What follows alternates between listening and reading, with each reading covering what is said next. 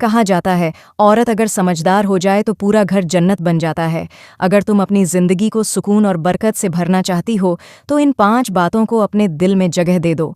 पहली बात, अपने शौहर से हमेशा रिज़्क़ हलाल का तकाजा करो, क्योंकि जो निवाला हलाल का होगा वही औलाद में नूर और सुकून लाएगा।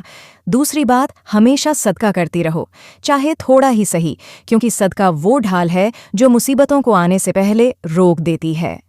तीसरी बात, शौहर के घर में रहकर गैरों की बातों पर ध्यान मत दो, क्योंकि बाहरी बातें अक्सर घर की मोहब्बत को जला देती हैं।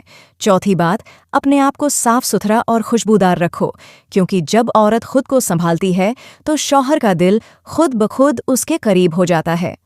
पांचवीं बात, हर हाल में शुक्र अदा करना सीखो, क्योंकि जो औरत शुक्रगुजार होती है अल्लाह उसकी जिंदगी को बरकतों से भर देता है। इन 5 बातों पर अमल करो, देखना जिंदगी सिर्फ आसान नहीं